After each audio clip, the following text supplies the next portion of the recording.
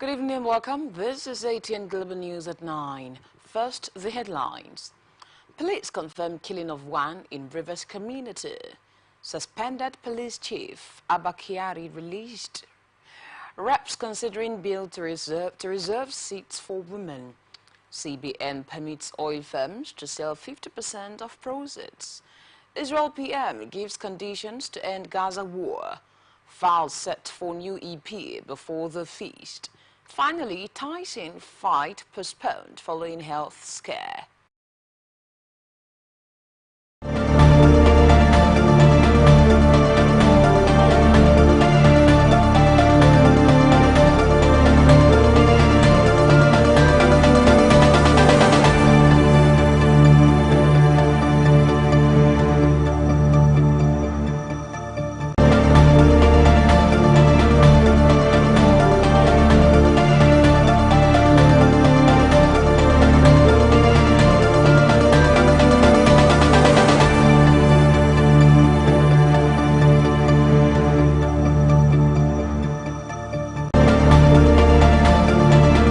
And now details of the news. At least one person was killed, one house burned, and 5 members of OSPAC, local vigilante in Egbeda, Emoha local government area of River State, were arrested by the police on Friday, 31st May 2024, when vigilante members clashed with protesting youth in the community. We learned that the deceased Origi from Umuepini clan in Emoha community and other youth were marching round the community to protest against the choice of a particular community lighting officer to a construction company handling the Egbeda-Ilili Road construction when the vigilante members intercepted them, which resulted to the death of Oregi. Our source disclosed that the youth were reportedly warned by the local vigilante not to embark on the protest before they commenced the protest. We learned that while the protest was ongoing, some of the OSPAC members intercepted the peaceful protesters at Egbeda roundabout and urged them to disperse, but the youth refused on the grounds that they have the right to peacefully express their opinion. The source disclosed that an OSPAC member, popularly known as Mufi, said to be the commander, got infuriated and allegedly opened fire on the protesters, resulting to the death of Oregi, while one other person was said to have sustained gunshot injuries. It was gathered that the Egbeda Police Division responded on time to arrest the prime suspect, aka Murphy, and 4 other members of OSPAC. Some unidentified youth were also said to have stormed Omodu clan in Egbeda and burnt the house of Murphy, the OSPAC commander.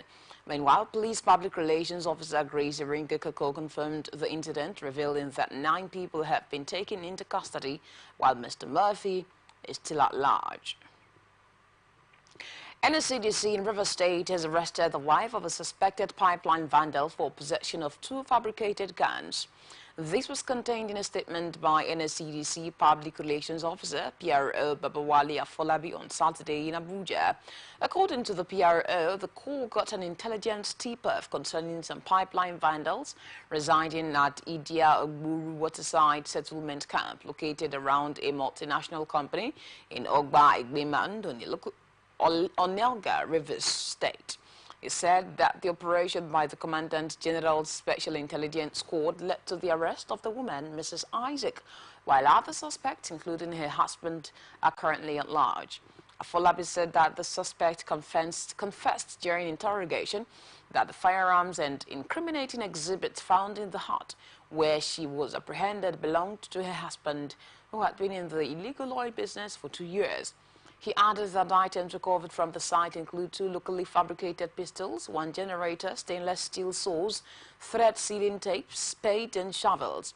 Other recovered items included 4 different welding machines, drilling machines, vandalized wellhead valves of different sizes, cables, 2 functioning smartphones, 4 non-functional phones, and 1 power bank. He cautioned citizens to desist from any act that could be of economic sabotage to the nation. In a bid to mark its Diamond Jubilee of Practice and Professionalism, the Nigerian Institute of Public Relations Rivers Chapter have embarked on a road walk with the theme NIPR at 60, making Nigeria green, refreshed, renewed, and reinvigorated. The road walk, which had its taker from the Port Harcourt metropolis of the Polo Club to Isaac Borough Park, had executive excos of the Institute, royal fathers, organizational representatives, and head of parastatals, emphasizing on the rigors, duties, and obligations of the Institute of Public Relations to socio-economic development of the nation, also featuring road dance, special communications, and planting of trees to wind off. Speaking at the occasion, the chairman, Nigeria Institute of Public Relations, River State Chapter, Reverend Francis Asuk, stated that roadwalk is aimed at raising the consciousness of Nigerians and organizations as regard to relationship issues across vital sectors and on professionalism in the practice as well. 1st of June, we are embarking on NIPRO Diamond Jubilee Anniversary Walk for Economic Transformation for Nigeria. We realize that Nigeria is a great country. Our country is great. We have potentials, we have men and materials. Nigerians are excelling all over the world, but we have relationship issues. And we're here to raise the consciousness and arouse the consciousness of Nigerians to the fact that we have one country, we have a great nation, and every Nigerian indeed should work together for building of this nation. Now we realize also that we have had relationship issues, whether it is in politics, whether it is in religion, whether it is in civil society. We have always had relationship issues. Even in leadership, it has been relationship issues. And NIPRO is here to advocate that we can indeed improve our relationships as a nation. Fellows of the Nigerian Institute of Public Relations maintain that 60 years of service is worth celebrating. Oh, it's 60 years of serving Nigeria, 60 years of letting the people know that you can do better than you are doing right now. And the NIPR, Nigerian Institute of Public Relations, is celebrating the 60 years of its existence, and this is one of the activities. It's happening nationwide, and we're all working, getting attention, both for NIPR and for indeed causes that are important to Nigeria. We really want people to know that you can practice public relations effectively and get dividends. Some companies are worth a lot of money, more than the assets they have on ground, and that's because they manage their image, and public relations is really about that. Nigeria as a whole needs that too. Nigerian Institute of Public Relations has been 60 years, and we are marking it. It's 60 years of professionalism. It's 60 years of doing the right things. It's 60 years of promoting the image of the nation and organizations. Every member of NIPR is so excited. What you are seeing here today is happening nationwide, and we are also happy to march around Port Harcourt, and here we are here at Polo Park. Analysts have stated that interlocutory motions are set as a relief to involved parties on issues that breach legal rights. Speaking on Atlantic Television Open Conversation, a socio-political analyst, Ndamzi Ekwolo, maintained that interlocutory relief serves as a means of maintaining status quo until date of resolution, especially when a matter is of extreme urgency. Minister of Aviation and Aerospace Development, Festus Keyamo, says he is not the sole leader of the All Progressives Congress in Delta State. The minister made the statement while addressing members of the One Delta APC political media group of the party on Saturday. He stated that his interest as a leader in the party is to see to its growth and development and to ensure unity and peace within the party. Keyamo said unity and peace within the party would ensure victory for the party in future elections. According to him, electoral victory is more important than the title of sole leader of the party in the state. The minister called for unity amongst all leaders of the party, saying that although he is the highest appointed political office holder in the party, he does not see himself as the sole leader of the party, but rather one with the many leaders of the party. He expressed confidence in the party becoming victorious at future elections and pleaded with all party faithful to remain steadfast and committed to the growth and development of the party. Governor Basi Otu of Cross River State has explained that the ongoing revolutionizing of the agriculture sector in the state is to ensure that it becomes a mainstay of the state economy. He said the government was taking full advantage of the factors of sufficient rainfall, fertile and vast availability of lands in the state. Recounting his government feats in the agriculture sector, Otu said in the next few months, his administration will unleash support packages for smallholder farmers to speed up food production, combat hunger and ensure food security. Remembering that in the 1960s and 1990s, agriculture was the mainstay of the state economy, Otis said his administration has laid out strategies to revamp cocoa and natural rubber plantations, oil palm, timber and other food crops and the value chains in cassava, yam, rice, maize, millet, etc. Inverted priority given to the extractive industry was the main causative factor in the recent backwardness in agriculture and its value chain.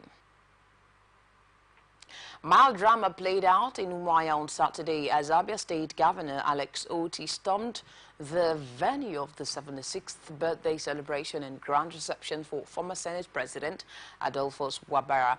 The event was organized by the opposition People's Democratic Party, OT, as one of the Labour Party.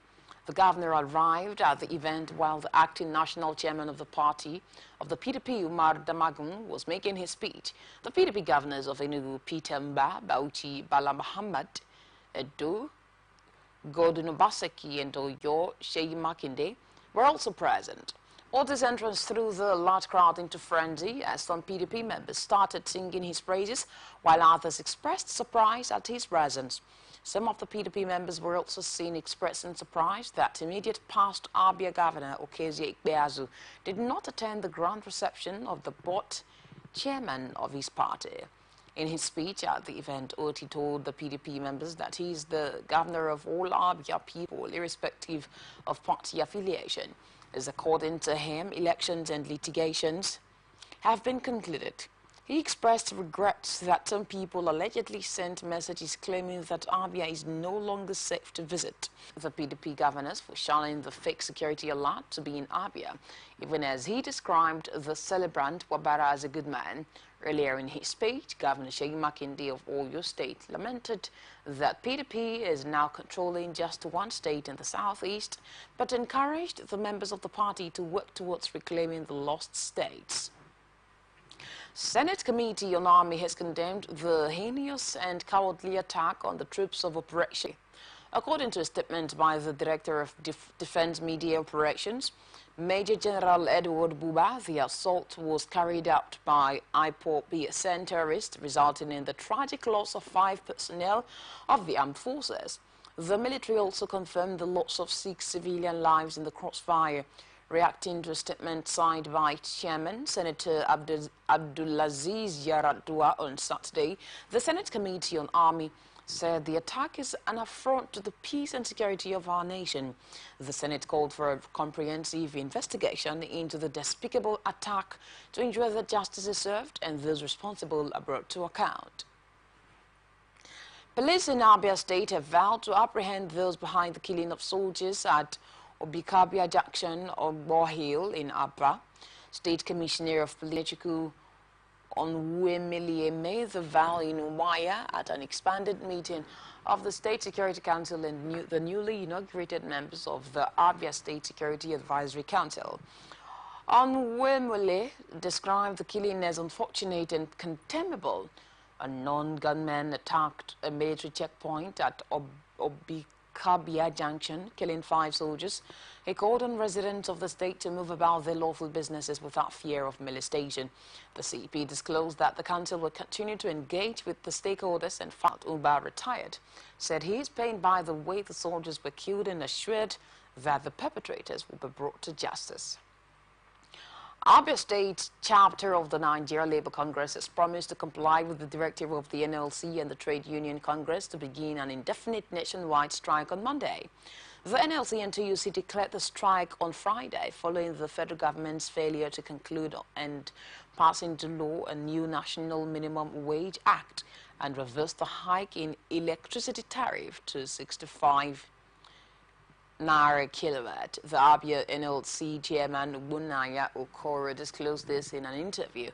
Former President Muhammadu Buhari in April 2019 signed into law the Minimum Wage Repeal and Reenactment Act 2019.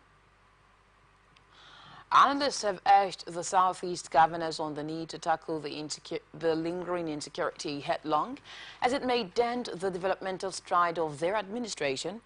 State governor speaking on Atlantic Television Blowout, a political analyst, Ugochukwu Ifeanyi, called on Abia State government to ensure that the rising insecurity in the state is addressed adequately without settlement.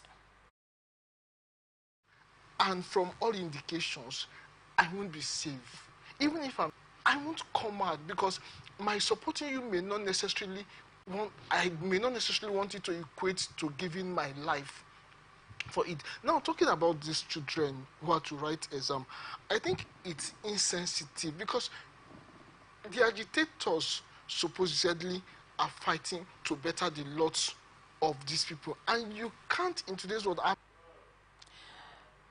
Distressed mother Mrs. Chinwe Obichiri from Achi Umbiri in Umbaitoli local government area of Imo State has pleaded with the Inspector General of Police Kayode Egbetokun to intervene and release her 26-year-old son, Stanley Obichiri, a medical student detained in Abuja. Mrs. Obichiri told newsmen in Owerri that Stanley was arrested 3 weeks ago in Enugu State, where he is undergoing housemanship and taken to Abuja on trumped-up charges orchestrated by his sisters-in-law. The family is embroiled in a bitter feud over properties and assets, with the sisters-in-law allegedly using their influence to manipulate the police against the Obichiri family. She alleged her sisters-in-law, led by Mrs. Patience Okafor, Mrs. Nkechi Ukanwa, Mabel Njoku, and Basi Njoku, are behind the harassment and detention of her son. Mrs. Obichiri alleged her sisters-in-law have subjected her to slavery and human rights violations since she married into the family. She accused them of taking advantage of her husband's mental health challenges to seize control of his property. Efforts to get a response from Mrs. Okafor, Ukanwa, and Mabel Njoku failed, as they did not pick up their phones. Contacted on the phone, the investigating police officer Ibrahim Deji said that the police authorities have summoned the parents, lawyers, and others involved in the case to Abuja on Tuesday. State Command of the Federal Road Safety Corps says driver hit and killed a female pedestrian along the Oka-Onitsha Expressway in Anambra on Friday night. Adioye Irelewuyi, commander of the FRSC in Abuja, who told newsmen on Saturday in Oka, said that the driver fled the scene after the incident. Irelewuyi said that the likely cause of the accident was speeding. He said that the crash involved an unidentified driver of a Toyota Hiace commercial bus with no registration number en route to Upper Uweke, Onitsha. While condoling with the family of the dead, Irelewuyi cautioned motorists on speeding, especially during the rainy season. He urged them to ensure they keep to specified speed limits. Police command in Enugu State has recovered a gun and ammunition from fleeing armed robbery suspect in the metropolis. A statement issued on Saturday in Enugu by the command spokesman, DSP Daniel Undukwe, said men from the Okunano Police Division recovered the gun on May 29. Undukwe said that the operatives responded to a distress call of a robbery in a compound at Okunano, Enugu, at 10 p.m. and foiled the attack.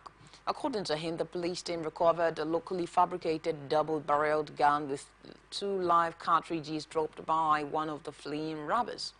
The statement further said that detectives from the Okunano Police Division on May 30 at 7:30 p.m. also arrested 3 suspects allegedly connected to theft of iron rails. It says that the discreet investigation was ongoing to arrest other members of the gang. adding that the suspects would be prosecuted once investigations were concluded. Uzwegbu tasked the residents to continue to support the police by promptly reporting suspected criminals and their activities to the police and other security agencies. Branch Controller Ekiti West Africa Examinations Council Lloydson has said that the nationwide strike scheduled to begin on Monday will not disrupt examinations in the state and nationwide alike. She alerted principals and school heads in Ekiti State in a letter titled Notice of Commencement of Indefinite Strike by NLC and NUC. Timetable for the examination began Tuesday, April 30 and will end Thursday, June 20, 2024. She noted that the examination body shares the burden of the unions. This is as she said that students shouldn't be at the receiving end by missing the ongoing examination in Nigeria and some West African states. Organized labor comprising of the Nigeria Labour Congress and Trade Union Congress announced the commencement of the strike on Friday due to a breakdown of negotiation on the proposed new minimum wage. Ekiti State agro-marshals have announced the arrest of two individuals, Shegi Alaba and Ayodeji Ajayi, in connection to the possession of the trade and trading of illicit drugs. Commander of the Corps, Mr. Lami Deuni, said Alaba is suspected of specializing in the trading on Indian hemp, while Ajayi is suspected of dealing on Indian hemp, cocaine, heroin, and Colorado. Only a retired commissioner of police noted that Ajayi was arrested on the 29th of May at Adebayo. The suspect, Ayodeji, who identified himself as a betting host, Baba Ijebu, said it was his first time selling drugs since it was handed to him by a Yayi, and that he didn't know much about the business. Alaba was arrested along the bush part on Agric Olope Ado-Ekiti. However, speaking to newsmen, Alaba said he only went to smoke at the bush part for the first time, adding that he has never smoked before. The commander said the suspect will be handed over to the police for further investigation and prosecution. Organized labor in Ondo State has begun mobilizing members in preparation for indefinite strike action on Monday. A source said the Ondo labor would officially declare its stand on Sunday. The source said the workers and the state would be mobilized to join the strike action. However, some residents in the state have expressed pessimism over the strike action. They said the strike was necessary, but that labor should not elongate the strike action. A civil servant, Ajibola Monday, urged the federal government to peg the minimum wage at 100,000 naira due to rising inflation.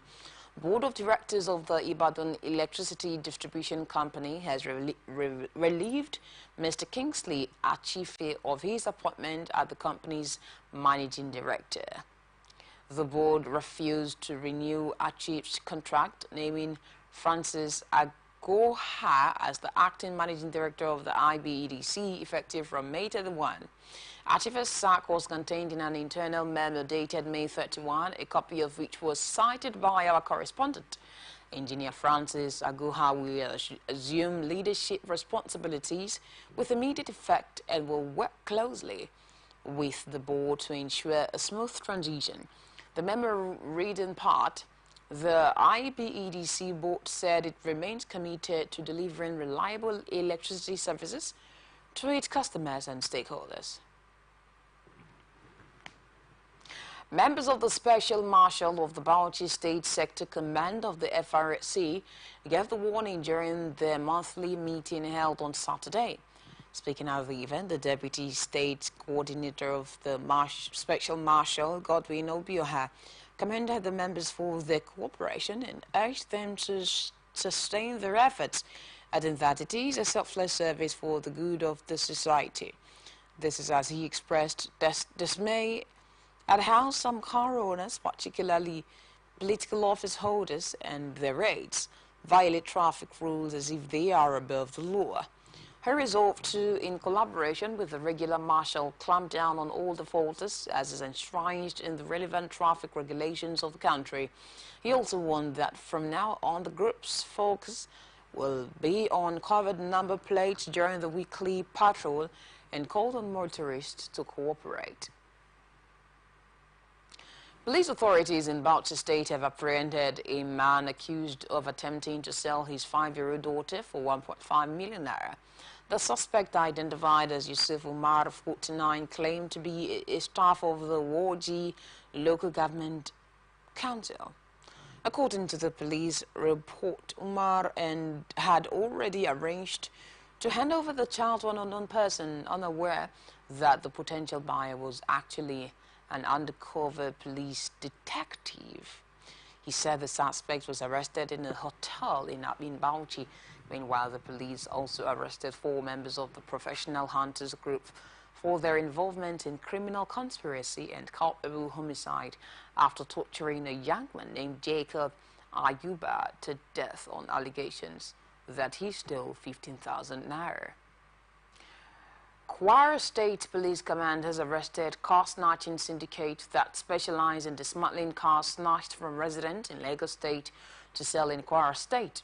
The command spokesperson, Tong Ejire Adeyemi, disclosed this in a statement. According to her, detectives were alerted to their suspicious activities at a top site located around the Madi area along Kolowo-Jeba Expressway in Ilorin, where some suspects were seen dismantling a car. She said preliminary investigations revealed that the car was snatched at gunpoint in Lagos State and transported to Ilorin for dismantling and resale. Tong said the Commissioner of Police, Victor Olaya, commended the swift and professional actions of the officers involved in this operation. Vice President Kashim Shettima has charged lawyers to remain steadfast in the defense of the rule of law, justice and judicial autonomy, describing these principles as essential to sustaining development democratic ideals. Shettima gave the charge in his keynote address titled Justice, Truth and Our Divergent Pursuits of the Ideal Political System, delivered at the 30th anniversary celebration of Yusuf Ali & Co., a prominent law firm owned by renowned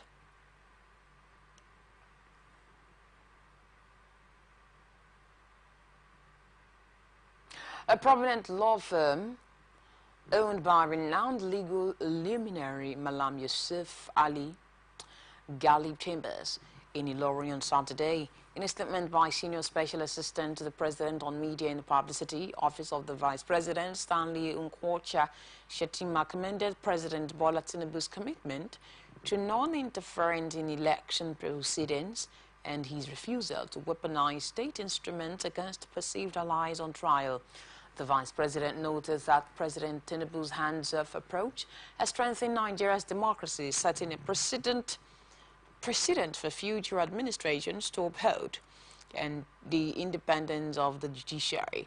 He urged legal practitioners to emulate these ethos, asserting that true lawyers are those who meticulously prepare for court, argue based on fact and legal principles, and courageously challenge injustice wherever it exists. Justice Abdul Hamid Yakubu of the Gombe State High Court on 29 May 2024 convicted and sentenced one Aliyu Mohammed to 12 months imprisonment for defrauding Lakachika Nigeria Limited and Captain Lamologuhi of 4.8 million naira in a land scam. The conviction stemmed from a petition alleging that Mohammed had received 4.8 million naira for a property he failed to deliver, nor did he return the money to the complainants. Mohammed, a former staff of Nitel MTEL, was prosecuted by the Gombe Zonal Directorate of the Economic and Financial Crimes Commission, EFCC, on a one-count charge of intent to defraud. He pleaded guilty to the charge. Following Mohammed's guilty plea, the prosecution counsel S.E. Okemini urged the court to convict and sentence him accordingly. The Defense Counsel requested leniency, pointing out that Mohammed was a first-time offender. After considering the submissions from both sides, Justice Yakubu sentenced Mohammed to 12 months imprisonment. The court, however, offered him an option of a fine of 20,000 naira. In a similar development, Justice J.A. Karang of the Gombe State High Court also convicted and sentenced Umar Bakari and Musa Ali Hina for land fraud amounting to 3,525,000 naira. Gombe State Police Command has paraded a 13-year-old suspect over the rape of an 8-year-old girl in Akko local government area of the state. Two others, an 18-year-old Usman Husseini and 45-year-old Mohammed Yahya, were also paraded on Friday by the police for allegedly defiling the victims on different occasions. ASP Buhari Abdullahi, the police public relations officer, during a press briefing at the command headquarters in Gombe, explained that the 13-year-old suspect was said to have dragged the victim to a lonely path where he had his way. He further explains that on the 26th May 2024, a formal complaint was received from one Musa Saleh of Hamadu Kafi Quarters, Gombe, that Husseini carried his daughter, aged 4, to a corner near his house, and put his finger inside her private part. Abdullahi said that the issue of rape has serious attention of the government and that the Department of Public Prosecutions is taking it up on itself to tackle rape and other forms of abuses. While commenting on the implementation of the child protection policy in the state.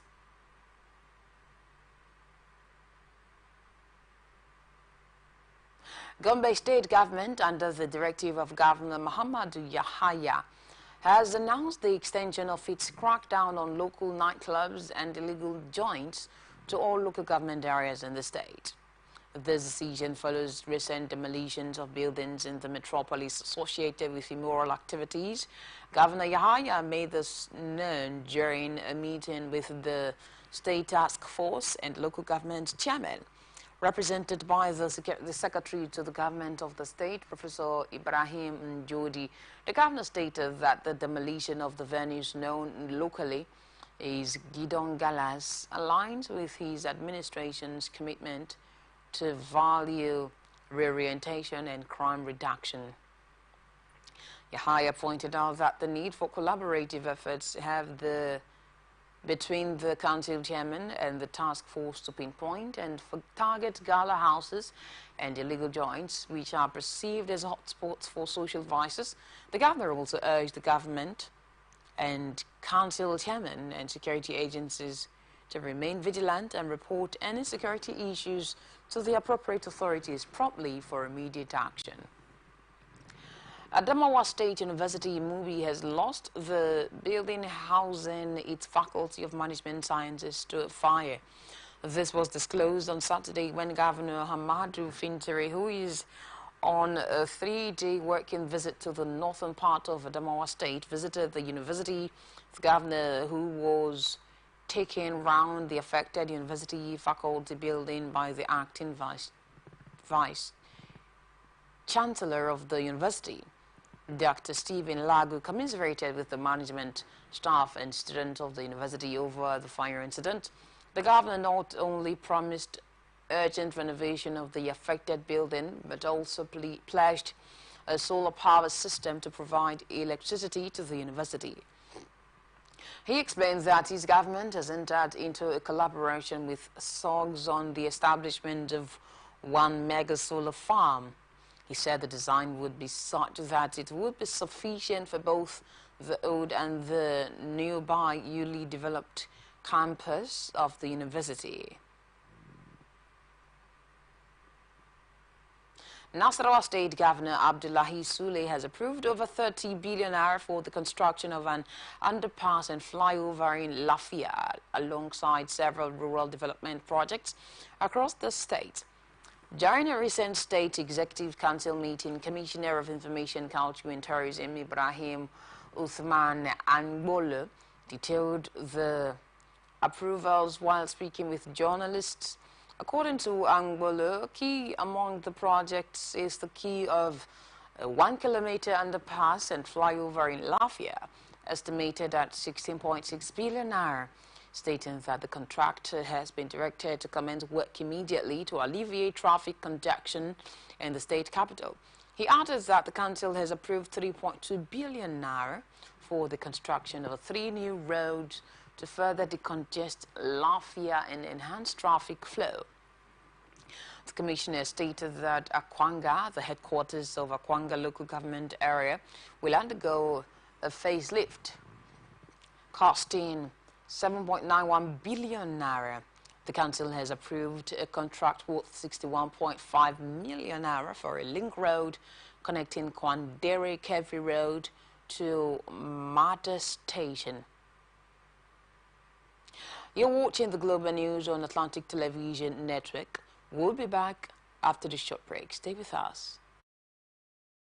From the line across the ocean to the land beyond the mountains, through the Sahara, we bring on-spot news, live analysis, expert discussions on trending stories in politics, business, socio-economy, sports, and documentaries. So catch all the updates on the happenings around the globe. Stay focused on the fact today, only on ATN.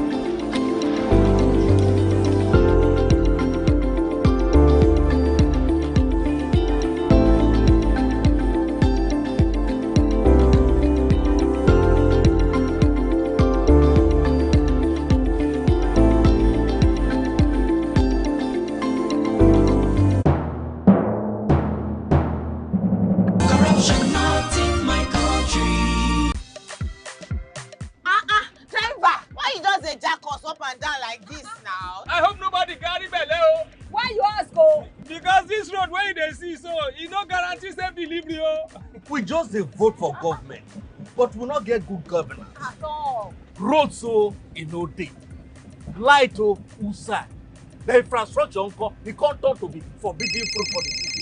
Corruption, spoil everything.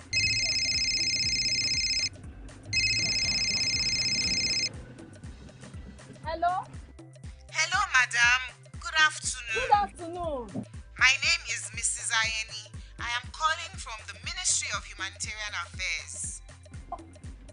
Okay. Okay, I've been expecting your call. Madam, remove this your phone from loudspeaker.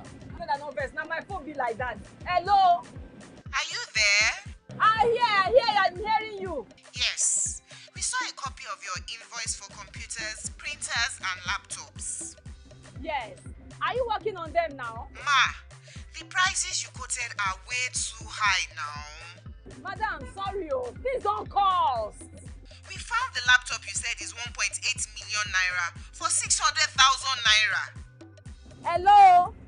Now my body network there. I can't hear you. Network is bad. Madam, we can hear you. Continue. Hello, I can't hear you. I will call you back. That behavior not good now. Madam, now this kind behavior they kill our country. You suppose do things differently, make Nigeria for better. Corruption not in my country. This message is brought to you by the Akin Fadeyi Foundation, the MacArthur Foundation, and with broadcast support from Atlantic Television Network. corruption not in my country. I don't get a lot. Boy, they won't booga me small. They say, man, give them bribe. I say, nothing. Okay, now, we'll go block later. You remember that contract we will do that time now? They don't pay. But first, you see the house rent with the old things. We go first call caretaker, take the money, slap am. Beg, see, you know, say I get annual levy why they pay for club. Where me and boys they shark beer na house suppose pay that one. You remember say me and tell you I go buy you motor. I go buy am na. Ogene, dem pay you money now. Wey we don dey beg caretaker, wey we dey beg landlord, old man, and they agree give us time o. Money come now, you wan divert am. You sef na corruption. Corruption, not in my house and not in my country. Sure? Sure. Corruption not in my country. This message is brought to you by the Akin Fade Foundation, the MacArthur Foundation, and with broadcast support from Atlantic Television Network.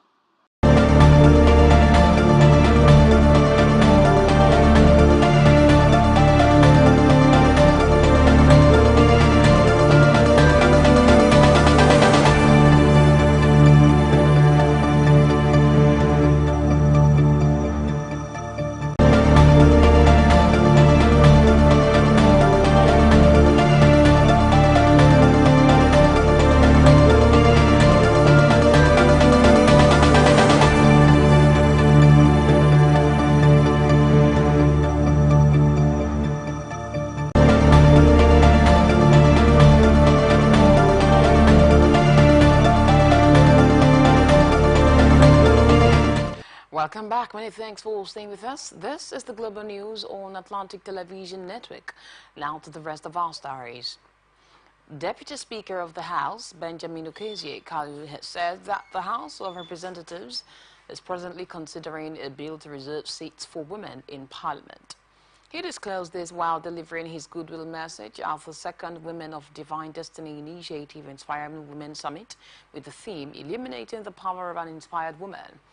WODI is a non-profit organization founded by Dr. Nkechi Rocha Sokorocha, the wife of former Imo State Governor Senator Rocha Sokorocha, that aims at empowering women and helping them achieve their dreams in life. Titled Seat Reservation Bill, the piece of legislation recently introduced in Parliament is sponsored by Kalu alongside some of his colleagues. According to a statement signed by the Chief Press Secretary to the Deputy Speaker, Levinus Bugiogu in Abuja, essentially, the bill seeks the alteration of the Constitution of the Federal Republic of Nigeria to ultimately provide special seats for women in the legislature. The Deputy Speaker stressed that the bill, when passed into law, will help the cause of women within the political firmament. Special Advisor to the President on Health, Dr. Salma Ibrahim Anas, has unveiled a comprehensive approach, health policy approach and implementation with the global standards to ensure service delivery in Nigeria. Ibrahim Anas, in her presentation at a media briefing on the renewed agenda of President Bola Tinubu on health, reiterated the federal government's mandate in shaping health policies, coordinating efforts and harmonizing practices to achieve a unified national health agenda. She explained that the federal government's primary role is to drive policy formulation, coordinate effective harmonization, and build capacities. She added that one of the significant achievements of this collaboration is the notable increase in resources allocated to healthcare, including the mobilization of the BHCF. She added that FG is committed to advancing the health and well-being of every Nigerian.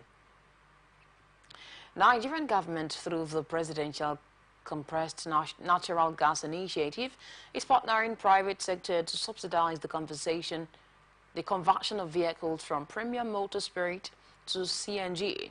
Chief Executive Officer of Portland Gas Limited for Lajimi Mohammed disclosed this in a statement after the inauguration of the all-one CNG reverse engineering, training, filling and conversation center established by the National Agency for Science and Engineering Infrastructure in conjunction with Portland Gas Limited in Abuja.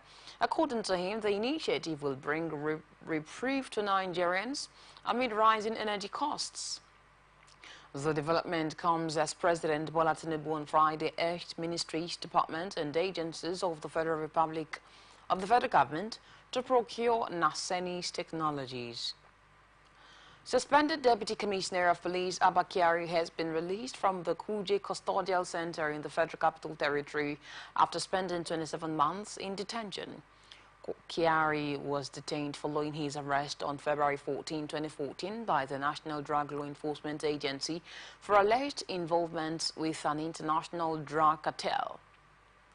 Kyari, along with four members of the Police Intelligence Response Team, Sunday Ubia, Bawa James, Simon Agiriba, and John Nuhu, was arraigned on March 7, 2022, two suspected drug traffickers, Chibuna Umeibe and Emeka Ezinwanne, who were arrested at Akanu Ibiam International Airport in Enugu, were also charged.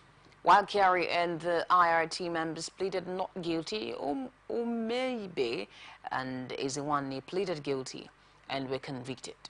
Despite multiple applications, Kyari's requests for bail were repeatedly denied until a recent decision by a federal high court in Abuja.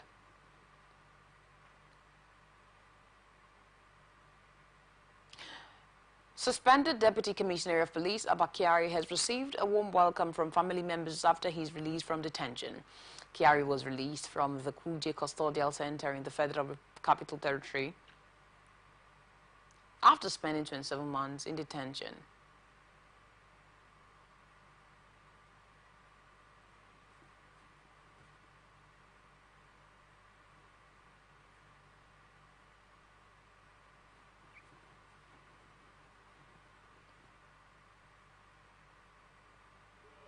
In pictures circulating on the social media on Saturday, Kyari was seen in the company of his family members with a design on the wall that reads, "Welcome back." Kyari was arraigned on March 7, 2024, along with four members of the Police Intelligence Response Team, Sunday Ubia, Bawa James, Simon Agiriba, and John Nuhu. Nationwide blackouts will commence across Nigeria as electricity workers reveal they will be withdrawing their services from Sunday midnight for the organized labor's indefinite strike slated for Monday. Acting General Secretary of the National Union of Electricity Employees, Dominic Igwebike, disclosed this in a notice. The development comes in compliance with the indefinite strike action by the Nigeria Labour Congress and Trade Union Congress over the failure of the federal government to sign and implement a new minimum wage and the reversal of the April 3, 2024 to 40% electricity tariff hike. Organized labor announced the commencement of the indefinite strike starting on Monday. The federal government had offered 60,000 naira as a minimum wage, but organized labor proposed 400,000 naira. The federal government has reacted to the proposed strike by organized labor set to take off on Monday, saying it would compound the economic woes of citizens.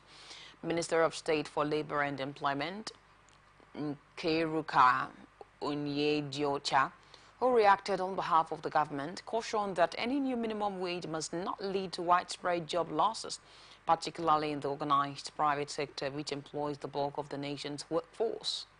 She warned that the strike is not in the best interest of the country and its people, especially when negotiations are ongoing. Recall that owing to failure of parties in the tripartite committee to reach a compromise on a new national minimum wage, the Nigerian Labour Congress and Trade Union Congress decided to embark on strike. On June 3, she noted that the government has consistently demonstrated commitment and goodwill throughout the negotiations with organized labor. According to the Labor Minister, the government's proposals were carefully crafted, taking into account the country's economic realities and incorporating innovative solutions. Nigerian passengers on an air to Abuja are currently stranded in Chad after an unexpected flight disruption. The aircraft, which had earlier made a stop in Chad to drop off some passengers, left the nine stranded. The Minister of Aviation and Aerospace Development, Festus Keyamo, disclosed this in a post on his X handle on Saturday. The minister said he has directed the Consumer Protection Department of the Nigerian Civil Aviation Authority to engage with Air France urgently to resolve the issue. He also urged Air France's Nigerian branch to promptly state the fate of the stranded Nigerians and the measures being taken to assist them. This incident comes barely a month after some Nigerians on an Air France flight were left stranded for over 14 hours in Paris in April. The delay caused frustration among passengers, with allegations of disrespect and discrimination leveled against the airline. Following the delay, the NCAA announced that it had initiated an investigation into the incident. In our business news, Central Bank of Nigeria has announced that international oil companies can sell their retained 50% of repatriated export proceeds in the Nigerian foreign exchange market. This decision comes after CBN placed limits on the transfer of crude export proceeds by IOCs to offshore parent company accounts on February 14. The Apex Bank noted that these transfers affected domestic foreign exchange market liquidity and sought to reverse the trend through ongoing reforms. According to a circular signed by the Director of the Exchange Department, W.J. Kanya, banks can only transfer 50% of repatriated export proceeds to IOC's offshore parent company accounts, with the remaining 50% repatriated after 90 days. However, on May 6, the CBN reviewed this directive, allowing IOCs to repatriate 50% of their export proceeds immediately or as needed, while the remaining 50% can be used to settle financial obligations in Nigeria. This move aims to balance the needs of IOCs with the need to maintain liquidity in the domestic foreign exchange market. Nigeria Union of Petroleum and Natural Gas Workers has directed its members to comply with the indefinite nationwide strike ordered by organized labor. The strike is slated to commence on Monday. Nupeng General Secretary Afolabi Olawale, in a statement on Saturday, said the union was committed to ensuring total compliance with the directive. Recall that the Nigerian Labour Congress and the Trade Union Congress declared an indefinite nationwide strike to begin on Monday. The strike is to express Nigerian workers' anger at the refusal of the federal government to adopt the proposed new minimum wage. Afolabi said the union was concerned and disturbed with the insensitive attitude of the federal government to the very critical issue of negotiating a new minimum corridors, infrastructure, climate change, and concessional financing for countries. The bank president then commended the media for the partnership and for ensuring that the good works were spread throughout the continent. Now to international tidbits. South Africa's ruling ANC faced a search for allies to help it from a new government Saturday after it lost its 3-decade-old absolute majority in a watershed election. With 99% of the votes from Wednesday's election counted, President Cyril Ramaphosa's African National Congress had only 40%, a catastrophic slump from the 57.5% it won in 2019. This marks a historic turning point for South Africa, as the party has enjoyed an absolute majority since 1994, when liberation leader Nelson Mandela led the nation out of white minority rule and into democracy. The ANC must now either negotiate a coalition government or at least persuade other parties to back Ramaphosa's re-election parliament to allow him form a minority government reliant on other parties for support to pass budgets and legislation. Asked about the chances of a coalition with the ANC, Helen Zille, the DA party chairwoman, said negotiations haven't started, but some channels have been opened. Individuals take talking to individuals. Prime Minister of Israel, Benjamin Netanyahu, on Saturday said the conditions for ending the war in Gaza Strip. Netanyahu said Israel's condition to ending the war is the destruction of Hamas military. He also reiterated the freeing of all Israeli hostages. A statement by Israel's Prime Minister's office says these conditions must be met before a permanent ceasefire. Marianne Robinson, the mother of former First Lady Michelle Obama, who moved into the White House with the first family helping care for her young granddaughters and providing a stabilizing presence in one of the world's most stressful residences. Though she eschewed the spotlight, Robinson was present for some of the Obama family's most visible moments, often appearing at holiday celebrations or other events alongside the first couple and their two daughters, Sasha and Malia. On election night in 2008, she was famously photographed holding her son-in-law Barack Obama's hand while the two sat on a couch as results poured in, sweeping him into office as the nation's first black president. Robinson was born in 1937 and grew up on the south side of Chicago, one of 7 children, before studying to become a teacher and working as a secretary. She married her husband, Fraser Robinson, in 1960, and the couple had 2 children, Michelle Obama and her brother Craig Robinson, both of whom were also raised on the South Side. Donald Trump's campaign says it has raised nearly $53 million in online small dollar donations after he was convicted in his New York hush money trial, boasting that the verdict had galvanized his support like never before. The record haul was equivalent to more than $2 million raised per hour. Senior campaign aides Chris Lascivita and Susie Wells said in statements that more than a third of the total came from new donors to the campaign and hailed an outpouring of support from patriots across our country, calling the Thursday court decision a sham trial verdict. The advisors reported that the digital fundraising system was overwhelmed with support, despite temporary online delays because of the amount of traffic from small dollar donors. A jury convicted Trump Thursday on all 34 charges of falsifying business records to cover up a sex scandal in the final stages of the 2016 presidential campaign. And now entertainment news. Rapper Falz is set to tease his fans with a brand new EP titled Before the Feast, slated for release on June 7. As usual, the highly anticipated project promises to be a culinary journey through sound, serving up a unique blend of creativity and artistry that only Falz can deliver.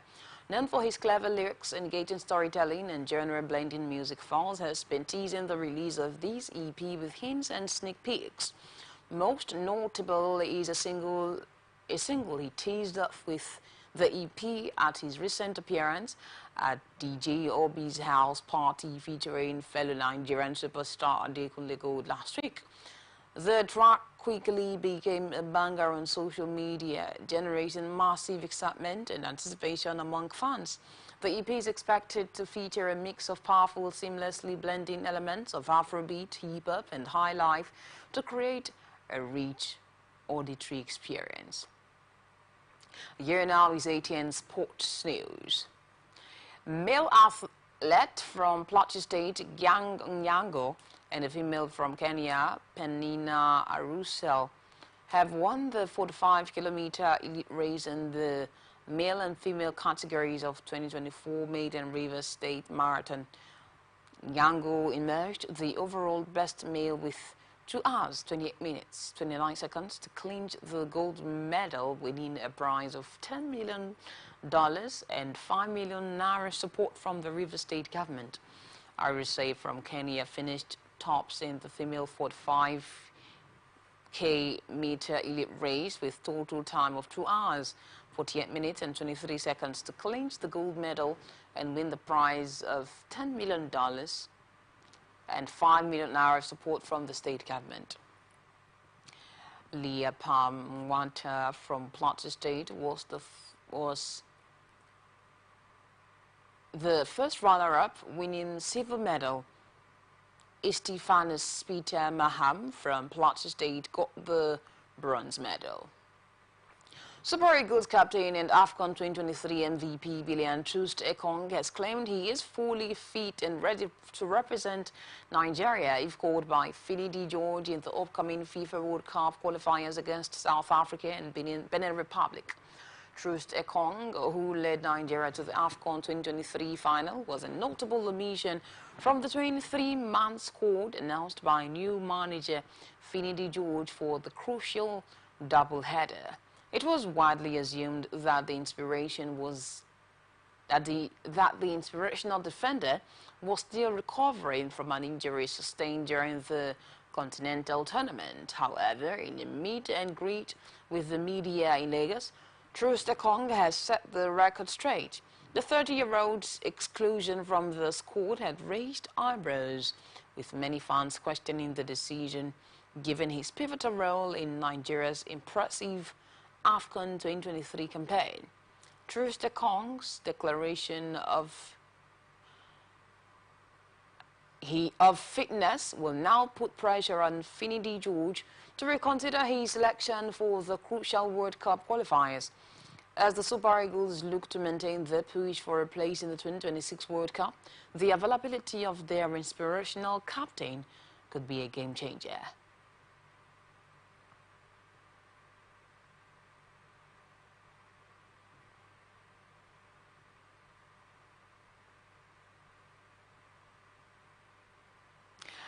Mike Tyson's upcoming return to the ring against YouTuber Jake Paul has been postponed after the former heavyweight champion's recent health scare. Tyson needed medical treatment on board a flight from Miami to Los Angeles on Sunday after complaining of nausea and dizziness in an incident that came just under 2 months away from his July 20 fight with Paul in Texas. Fight organizers said in a statement that Tyson had been advised to do only minimal training in the coming weeks following a follow-up with doctors on Thursday, revealing that the boxer had been struggling with an ulcer flare-up. The statement said a new date for the fight, which is to be carried live by streaming giant Netflix, will be announced by June 7.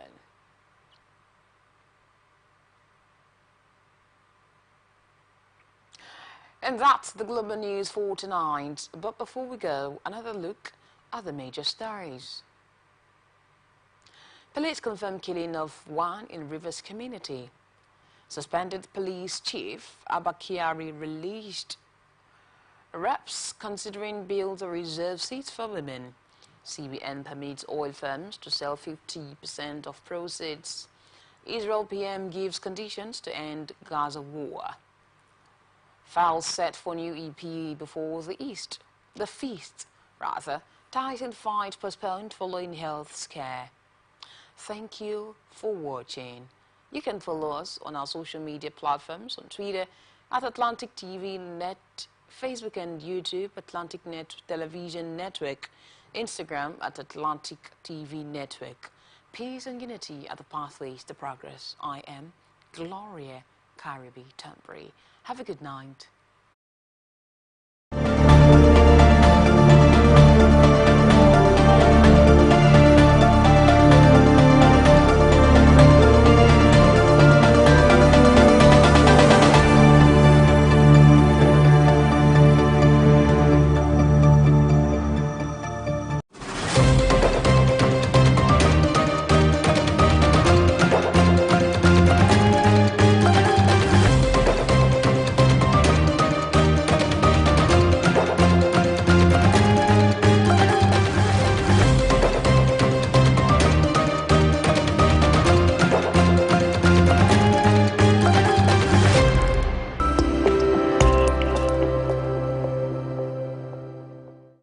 From the line across the ocean to the land beyond the mountains, through the Sahara, we bring all